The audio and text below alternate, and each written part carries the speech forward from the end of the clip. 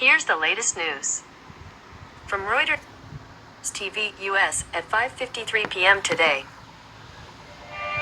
From Reuters TV, here are today's top stories. His reign of terror is over. Trump says killing Soleimani prevented an attack. Others call it a dangerous escalation. This is Reuters Now. Today we remember and honor the victims of Soleimani's many atrocities, and we take comfort in knowing that his reign of terror is over. U.S. President Donald Trump on Friday said his decision to kill Major General Qasem Soleimani, one of the most powerful men in Iran, was not meant as a provocation. We took action last night to stop a war. We did not take action to start a war. Soleimani has been perpetrating acts of terror to destabilize the Middle East for the last 20 years.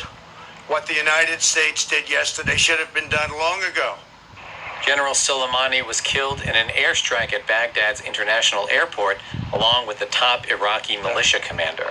The Iraqi government is outraged and said the strike inside the airport, inside the capital, and without their permission is going to lead to war. U.S. Secretary of State Mike Pompeo said the strike aimed to disrupt a, quote, imminent attack that would have endangered Americans in the Middle East. This is and was an enormous escalation. Democrats called the Republican president reckless and said he raised the risk of more violence in a dangerous region. Escalation. The Pentagon said on Friday the U.S. is sending nearly 3,000 additional troops to the Middle East as a precaution amid rising threats to American forces in the region. And the U.S. Embassy is urging all Americans to leave Iraq. Soleimani was the head of the Quds Force, an elite unit responsible for the Iranian military's foreign operations and an architect of Iran's proxy wars in the Middle East. Abu Mahdi al-Muhandis oversaw the coalition of Iraqi militia units supported by Iran known as the Popular Mobilization Forces, which are technically part of the Iraqi government's security apparatus. It's understood that rockets hit two vehicles carrying the leaders. This is a dramatic escalation which has led to mass demonstrations in the region.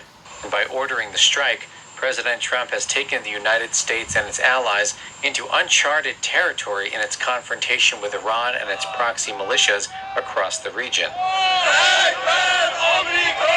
Tehran is vowing revenge. The prospects of direct conflict with Iran is greater than it has ever been. A chorus of Democratic presidential contenders on Friday condemned the airstrike that killed prominent Iranian military commander Qasem Soleimani. This is a dangerous escalation, Calling President Donald Trump's decision a reckless move that could lead the United States into another war in the Middle East. Was this decision made carelessly, or was it made strategically? While many of Trump's political rivals acknowledged that Soleimani deserved to be brought to justice, they also questioned whether Trump had a broader strategy and sought to draw a sharp contrast between his actions and their approach to dealing with foreign adversaries. Do Donald Trump and his administration have a strategy for what comes next? Have they thought through and planned for a wide range of retaliatory and asymmetric actions that will almost certainly see from Iran? Senator Bernie Sanders, who has consistently opposed U.S. military intervention overseas, including the war in Iraq, said the consequences of the airstrike in Baghdad could be disastrous. Trump promised to end endless wars. Tragically, his actions now put us on the path to another war, potentially one that could be even worse than before.